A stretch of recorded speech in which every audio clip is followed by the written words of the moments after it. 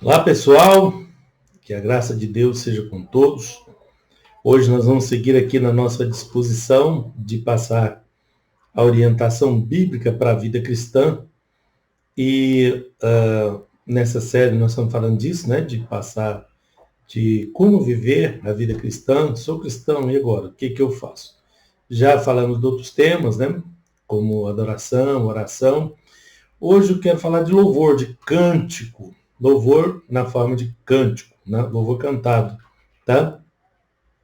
No Salmo, vou começar com o Salmo 105, versos 1 e 2, que diz assim: Louvai ao Senhor e invocai o seu nome, fazei conhecidas as suas obras entre os povos, cantai-lhe salmos, falai de todas as suas maravilhas. Aqui está uma ordem para louvar, uma ordem para cantar. Então eu quero sugerir a vocês que cantem louvores, que adorem a Deus, que louvem ao Senhor cantando. E eu vou te dar aqui algumas orientações bíblicas, tá bom? De como fazê-lo aí. Eu vou precisar, para falar desse tema, eu vou voltar na história. E quem não tem muito conhecimento do texto bíblico pode ficar um pouco assustado com o que eu vou falar aqui da história, né?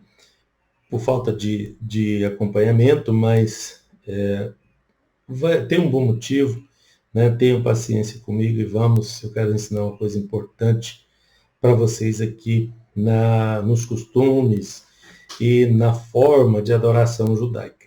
Quem viu lá o vídeo da minha apresentação pessoal sabe que sou hebreu, sou levita, né?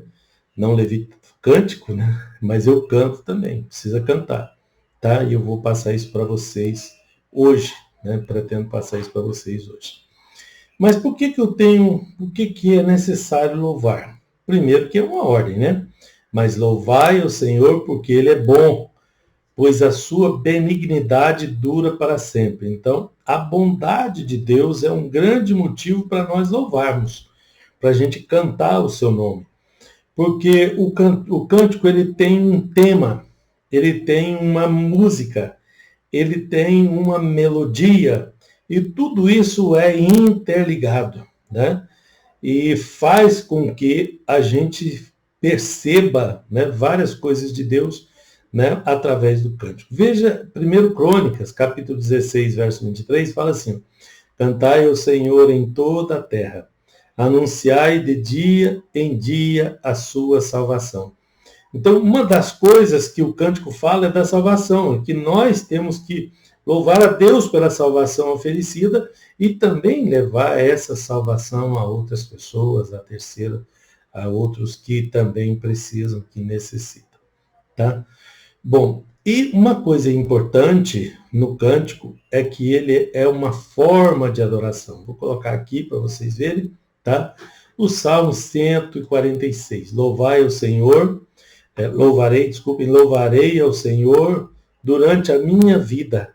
Cantarei louvores ao meu Deus enquanto for vivo. Aqui está o salmista expressando o quão ele quer, né, adorar a Deus e cantar ao Senhor, porque adorar não é só cantar. Cantar é uma das formas de nós adorarmos a Deus, como vocês viram em outro vídeo, tá? Mas eu preciso adorar, porque é necessário a adoração. E o louvor é uma das formas. Então não abra mão dessa forma de adoração, dessa forma que eu vou repassar para vocês aqui hoje, tá? Olha esse outro, Salmo 59, verso 16. Eu, porém, cantarei a tua força, pela manhã louvarei com alegria a tua misericórdia, porquanto tu foste o meu alto refúgio e proteção na minha angústia. Olha o que ele diz aqui, né? Ele está louvando a Deus por causa do livramento, por causa de Deus o livrar, né? De Deus o proteger, né? Meu alto refúgio fala de proteção, né? No dia da angústia foi protegido. Aqui está o salmista de novo, louvando a Deus por causa da sua grandeza e das obras que ele fez. Mas eu queria mostrar para vocês que cientificamente, que a ciência prova que é importante a música. né? Eu tirei um recorte de um artigo científico, né, da National Geographic no Brasil, né? Isso foi de 17 de janeiro de 2023, tá? Olha o que diz, né, essa pesquisa, porque isso aí é parte de uma pesquisa, tá? De acordo com essa publicação, ouvir, tocar, compor uma melodia pode gerar uma sensação de bem-estar, reduzir o estresse, facilitar as relações interpessoais, modular o sistema cardiovascular, melhorar o equilíbrio e fortalecer o sistema imunológico sem nenhum efeito adverso, sem moderação. Vocês perceberam que o corpo e a alma estão interligados e que através da música isso pode sofrer alterações benignas, coisas boas podem vir da pessoa se apresentar a Deus em cântico. É claro que isso é uma coisa pessoal, né? É você e Deus, né? Louvar, cantar é uma coisa muito próxima, né? Mas o conteúdo que você vai cantar é que vai fazer toda a diferença, porque se a gente canta males, esses males se aflorarão, né? O inimigo de nossas almas usa a música para moldar as pessoas a seus interesses, porque ele sabe dessas alterações que podem acontecer caso a pessoa cante. Mas a pessoa que canta para Deus, que louva a Deus, que busca o sentido da vida no louvor, na adoração a Deus, então ele canta o bem, e esse bem vai aflorar também na mesma proporção. Vocês querem saber quanto vale cada uma das coisas aqui no mundo? Quanto vale a música? É o quanto o inimigo investe nela. Se ele investe alto, é porque isso dá um resultado alto, tá? Porque ele conhece bem o mundo espiritual também, tá bom? Mas aqui estou para te mostrar o outro lado, né? O lado de louvar em adoração a Deus, tá? Na verdade, isso não é desde o princípio, né? A introdução da música no culto foi através do rei Davi, tá? Eu vou contar a história para vocês. Eu falei que eu precisava voltar na história porque eu quero contar um fato importante que aconteceu ali na época da introdução da música, para que vocês possam também, por analogia e inteligentemente, trazer para os seus dias, tá? Mas essa introdução do rei Davi já estava prevista há 500 anos antes. 500 anos antes, Deus preparou os levitas, tá? Esses levitas deveriam trabalhar, né, lá no deserto. Estou falando 500 anos antes do rei Davi, né, da época que o rei Davi intentou implantar a música no sistema de adoração, tá? E isso foi lá em Israel no deserto. Enquanto eles estavam no deserto, quando Deus deu a eles a segunda lei, né, a repetição da lei, que nós chamamos aqui em português de repetição da lei, que é Deuteronômio, né, que no hebraico é Devarim, né? Devarim é palavras ditas, tá? E para nós é repetição da lei, né? Só uma forma de tradução. Nem Devarim, capítulo 12, verso 12, fala: e vos alegrareis perante o Senhor vosso Deus, vós e os vossos filhos, e as vossas filhas, os vossos servos, as vossas servas, e o levita que está dentro das vossas portas, pois convosco não tem parte nem herança. Não é o caso, não vou falar dos levitas nesse vídeo, né, do que aconteceu com eles, né, porque também faço parte, mas no outro vídeo. Aqui eu quero dizer para vocês que os levitas estavam sendo preparados para o serviço na casa do Senhor. E lá, enquanto Israel estava no deserto, quando estabeleceu lá dentro do reino, né, enquanto peregrinava por terra estranha, quando chegou na terra prometida, o serviço dos levitas era um só, era levar a arca, era cuidar dos utensílios, era, né, os levitas Cohen, que eram os sacerdotes, que carregavam a arca. Os outros levitas carregavam os outros utensílios, desmontava a tenda, cada família tinha responsabilidade por uma parte daquele sistema de adoração, porque o levita foi dado cuidar do culto, cuidar do sistema de adoração. isso que o levita deveria fazer. Mas ainda não era introduzida a música, ainda não tinha a música, tá? Então, o trabalho do levita, então, depois disso, quando chegou lá na Terra Prometida, o rei Davi se estabeleceu, passou o reinado de Saul, já no reinado de Davi, 1000 anos, né, antes de Cristo. Aquele outro fato lá no deserto, eu falei para vocês, mais 500 anos para trás, né? Então, com isso, nessa época que Davi resolveu implantar, né, aconteceram várias coisas, por isso que eu preciso voltar na história, né? Vou contar para vocês. Aí o serviço mudou. Davi, então, compôs vários salmos. Os salmos eram música para ser cantada no templo por todas as pessoas, tinham que salmodiar juntos, né? Então, Davi estabeleceu isso, né? Em 1 Crônicas, capítulo 15, verso 16, fala assim: disse Davi aos chefes dos levitas que constituíssem de seus irmãos cantores, tá? Para que com instrumentos musicais, com alaúde, com harpa e símbolos se fizesse ouvir, levantando a voz com alegria. Então, a música seria inserida aqui, tá? No trabalho, no serviço de adoração, no culto. Então, eu vou contar a história para vocês, tá? 20 anos antes do rei Davi, né? Na terra de Israel, houve uma guerra entre os filisteus e Israel, tá? Os filisteus estavam bem fortalecidos nessa época, Israel estava bem enfraquecido, era no tempo dos juízes, tá? O povo de Israel tinha feito muita coisa errada. Aqui Deus levantou Samuel, o profeta Samuel, que nem era dos levitas, né? Foi o único sacerdote que não era levita, porque ele foi adotado pelo templo, tá? E ele contou essa história que eu vou contar para vocês. Quem cuidou dele foi o sacerdote Eli, né? Então ele contou a história que estava acontecendo na casa dele naqueles dias. Então teve essa batalha e o que aconteceu foi que os dois filhos de Eli, né? Eli era um sacerdote razoavelmente interessante. Na história toda a gente vê que a única falha que ele era uma pessoa temente a Deus e tudo, mas ele não corrigia os seus filhos, ele deixava os seus, né? Ali a adoração, ali o sistema, os filhos faziam cada coisa que eu não tenho tempo de contar hoje, mas vocês nem imaginam o que esses filhos dele faziam no sacerdócio, ali no serviço de Deus, ali ele sabia disso. Então, em parte, ele era conivente com essa história toda, né?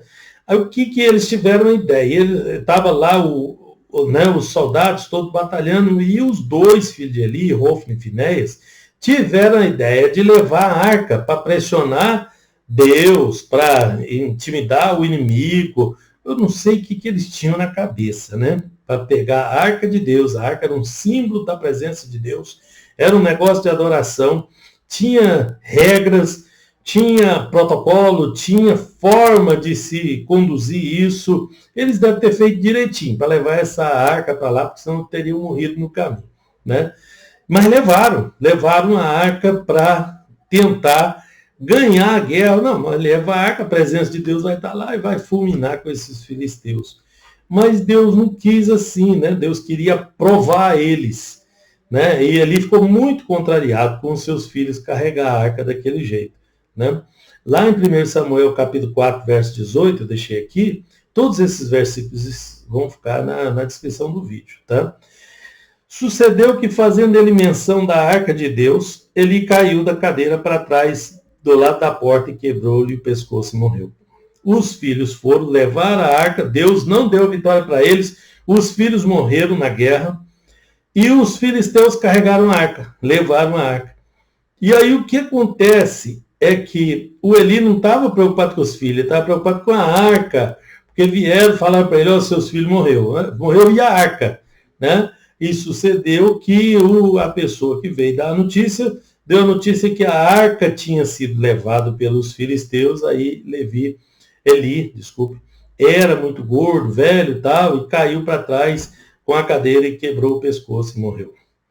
Os filisteus tinham 5 príncipes, a gente chama de principados, que eram cidade-estado, que era Gate, Ecrom, Gaza, Ascalon e Asdote. Essas 5 cidades polos, tá? Tinham muitas outras cidades, né? Inclusive a faixa de Gaza é essa cidade de Gaza, que era uma cidade e as cidades ao seu redor. Mas ali eram reinados independentes, que tinha rei, então eram 5 reis filisteus, né? 5 chamados de príncipes filisteus, que se juntavam na guerra. E se juntaram para guerrear contra Israel, né? E o pessoal de Asdod é que levou a arca, né, para Asdod. Então, chegando lá com a arca, né, em Asdod, eles pegaram essa arca e colocaram ela no templo de Dagon, que era o deus deles. Era uma idolatria lá, mas era o deus deles. E veja que o que é interessante é que Deus permitiu isso, que essa arca, para o povo de Israel era um problema. Quem botasse a mão nessa arca morria, não podia olhar dentro dela, não podia tocar nela, não podia nem entrar no lugar que ela estava. Mas Deus, para punir as pessoas, ele muda até as leis, né? E isso foi uma forma de Deus punir eles. Mas não só o povo de Israel, queria punir também os filisteus. E colocaram a tal da arca na frente do Deus deles, que era uma estátua enorme, né? Muita gente fala que tinha 15 metros e tal. Não sei o tamanho, sei que era muito grande. E aconteceu que foram lá no dia seguinte, né? Essa estátua estava caída na frente da arca. Eles ficaram assim, pode ter sido um terremoto, pode ter causado alguma coisa, sabe que as pessoas sempre arrumam uma desculpa, né? Pegaram a estátua do Dagon, levantou ela, pôs de frente da arca de novo. No dia seguinte, no outro dia, foram lá, estava a estátua caída de novo, só que agora estava com a cabeça cortada, não quebrada, não caiu, quebrou. Cortou, cerrou certinho no limiar das mãos e no pescoço, cortou o pescoço e as mãos do deus deles, do deus Dagon. E ainda assim eles não se manifestaram, né? Também tem um texto que fala que Deus endureceu o coração deles como fez com o povo do Egito lá. Isso tudo tem a ver com a música, com a adoração. Presta atenção na história, porque eu vou mostrar para vocês onde que entra a música nessa história, tá? Bom, aí Deus feriu eles, os filisteus, com hemorroidas. E a Bíblia fala que era para envergonhar eles foram humilhados com essa situação. Pegou hemorroidas, todo mundo estava inflamado, infeccionado, uns morreu e quem não morreu ficou bem ruim, tá? Então eles pegaram essa arca que estava lá no templo de Dagon e Asdod e mandou para Gate, que era outra cidade dos filisteus, que também foram envergonhados, todo mundo lá ficou purulento, né, com hemorroidas. E morreu gente, segundo a Bíblia, tá? Morreu pessoas. Então eles enviaram para outra cidade, eram 5, aqui já é a terceira, né? Foi para Ecrom, tá? Bom, de Ecrom eles já ficaram bravos, o povo de Ecrom, falou, mas ele lá deu problema para vocês, deu problema em Asdod, né? Agora vocês mandam para nós essa arca, é que matar todo mundo? Né? Aí chamaram lá, congregaram lá, juntou os sacerdotes deles e pensou numa forma, né, de resolver o problema, que era o Deus dos hebreus que estava passando vergonha neles e no Deus deles, no Dagon que tinha caído lá. Né? Então os filisteus resolveram devolver a arca e os sacerdotes deram as regras para eles. Falaram, não, constrói carro novo, né? Vocês constroem um carro novo, novinho, que ninguém usou para nada, coloca a arca em cima, coloca 2 vacas de cria nova e esconde os bezerros delas aí no curral, prende no curral e solta elas. Se elas vierem para os bezerros, né, foi por acaso que aconteceu isso tudo. Mas se essas vacas largar os bezerros aqui e for na direção da terra de Israel, então isso é o sinal que foi o Deus de Israel. Junto com essa arca, vocês colocam presente, e deu lá as regras para eles, tá? E essas vacas subiram urrando e berrando em direção a Israel. E eles ficaram muito temerosos, né? E vieram, quando eles saíram do termo dos filisteus, da Filistia que virou Palestina, né? Que é uma corruptela do nome de Filistia, Palestina é a Filistia, tá? Então estava ali cerca de 10 quilômetros, um pouco mais, tem gente que fala 20, que não tem possibilidade de ser. Eles foram até Kiriat Jearim, né? Kiriat Jearim, né? Cidade das florestas, e levaram a arca do Senhor para lá, né? E dali eles trouxeram a casa de Abinadab, provavelmente um levita. Esse não tem nenhuma informação acerca dele, lá no texto, né? Não conseguimos achar nada histórico acerca desse Abinadab aí. Tem outros Abinadabs na Bíblia, tá? E consagraram um dos seus filhos, chamado Eleazar, para que guardasse a arca. Então, porque fala guardar e não para ministrar, não como sacerdócio, é provável que ele fosse um levita, né, que ficou ali para guardar, como os levitas faziam, guardar as coisas do Senhor, né? Mas não da linhagem sacerdotal. Bom, e sucedeu que desde aquele dia a arca ficou lá nesse lugar, Kiriat Jearim, né? Em 20 anos, ficou 20 anos ali. Aí acabou o período dos juízes, veio o rei Saul, o reinado de Saul, e essa arca ficou lá na divisa, uns 10, 12 quilômetros de Jerusalém, né, lá naquele lugar lá, que estava todo mundo com muito medo, tinha muito receio pelo que aconteceu, e deixou a arca lá. Ninguém queria a responsabilidade de trazer essa arca para Jerusalém ou levar para outro lugar, né? Não, deixa lá está tranquilo essa arca aí, né? Mas 20 anos depois, né? Depois do período dos reis, depois do período do rei Saul, vem o rei Davi. O rei Davi tinha no coração um desejo muito grande de trazer a arca para Jerusalém, de pegar a arca e trazer ela para Jerusalém, né? E convidou Israel, convidou todo mundo para trazer a arca, né? 1 Crônicas, capítulo 13, conta essa história aqui, tá? E levaram a arca da casa de Abinadab, botaram no carro, né? Os filhos de Abinadab, Uzá e Aiô, é que guiavam o carro, provavelmente levitas. Esse carro era um carro novo. O que eles fizeram? Eles fizeram do mesmo jeito que os filisteus fizeram. Construíram um carro, botou a arca em cima para levar com aquela coisa toda. Lembra que na lei falava que a arca tinha regras, né? Tinha uma maneira, tinha um protocolo, tinha uns varais de ouro, que tinham umas argolas colocadas na lateral da arca. Esses varais eram passados por aquelas argolas e era colocado no ombro dos sacerdotes. Só os sacerdotes poderiam carregar essa arca, porque era o sinal da presença de Deus, então tinha esses protocolos. Mas ninguém queria saber de protocolo, né? A coisa modernizou, agora tem carro, agora tem, né, tem outras maneiras, então vamos usar um negócio mais moderno aqui. Só pegar um carro zero e botar, né? E foi o que fizeram. O problema é que andou um pouquinho essa arca, não andou muito, né? E o que aconteceu foi que os bois tropeçaram e Uzá, um deles, né? Devia ser o Aiô dirigindo e o Uzá estava ali vigiando. Aconteceu que a arca pendeu para cair, né? E o Uzá tentou ajudar, tentou proteger a arca e botou a mão na arca e morreu na hora. Quebrou as regras, quebrou os protocolos. Não foi o Uzá que quebrou os protocolos, foi todo mundo, não podia fazer desse jeito. Não é isso que Deus falou. Deus falou para fazer assim, então faz assim. Eu acho que eu cheguei no ponto que eu queria falar para vocês. Vou continuar com a história, para vocês entenderem até lá no Davi. Mas quando Deus fala para a gente fazer a coisa de um jeito, não adianta a gente querer fazer de outro. Eu vou fazer melhor do que eles. Eu vou levar essa arca de carro, vai ser muito melhor do que levar a pé, né? Negócio de a pé. Então tem muita gente querendo inovar as coisas nas igrejas. E não funciona. Isso é para o louvor, isso é para o culto, isso é para a adoração, isso é para tudo. E aconteceu bem aqui, no estabelecimento da música, para me esclarecer isso para vocês, tá? Aí o que eles fizeram? Levaram a arca só até a casa de Obed-Edom, o Giteu, né? Muita gente fala Giteu, porque em português a gente fala o G aí, Giteu, mas em hebraico não tem esse som, Gi, é Gui, sempre, né? Então é Giteu, né? É Obed-Edom, que é o Giteu. A arca ficou ali 3 meses. Durante os 3 meses que a arca ficou ali, foram dizer para Davi que a casa de Obed-Edom foi muito abençoada. Ficaram 20 anos lá, foi 7 meses lá com os filisteus, 20 anos na casa de Abinadab, agora 3 meses na casa de Obed-Edom. A arca ficou lá. E todo mundo ficou triste com aquele negócio que aconteceu com Uzá e largou a arca lá, ficou 90 dias lá. Mas Davi estava determinado a trazer a arca, então ele resolveu organizar melhor o negócio, né?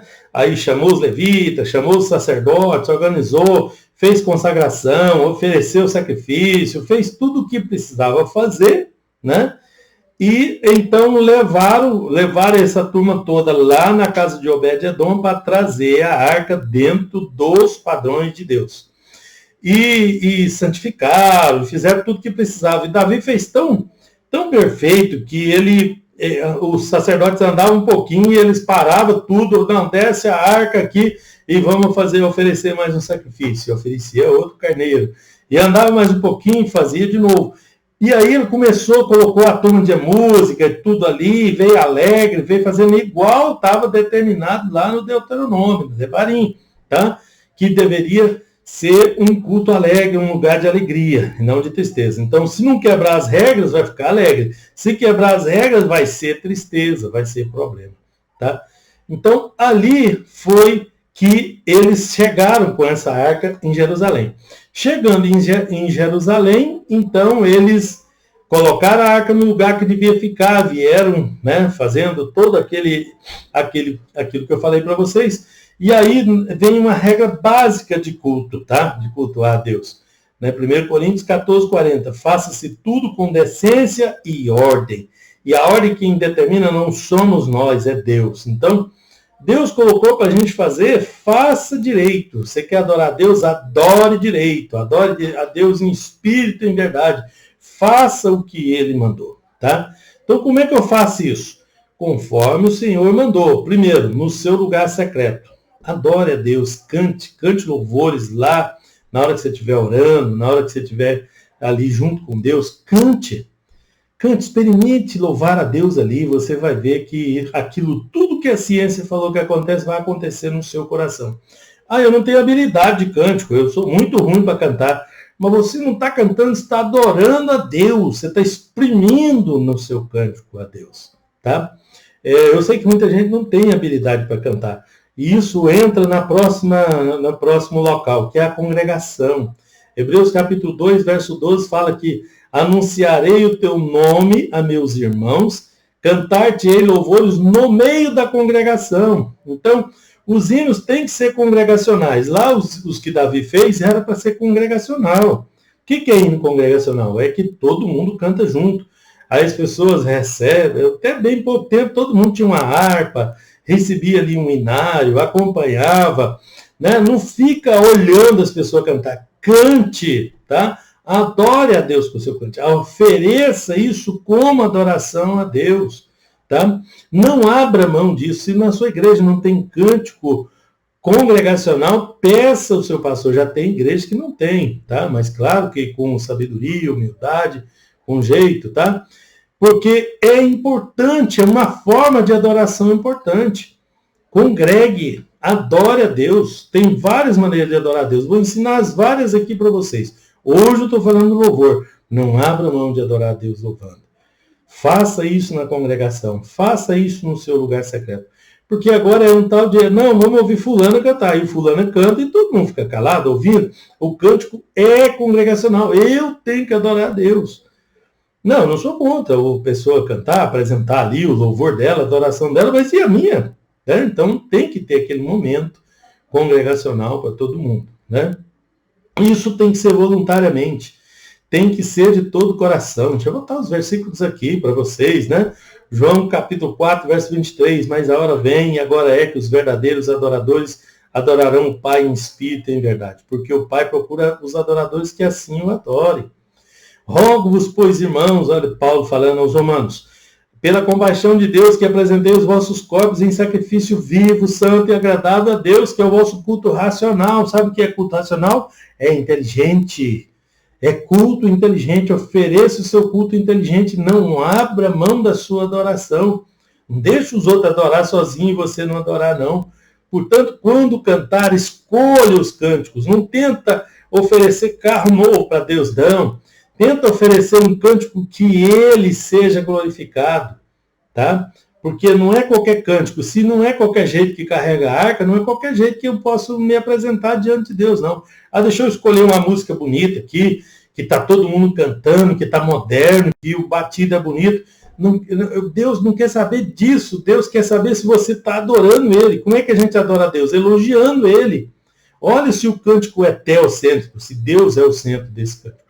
Olha se o cântico é cristocêntrico, se Cristo está no meio dele. Eu não estou falando que refere a Cristo, não. Todos os cânticos que andam na igreja falam de Deus, falam de Cristo.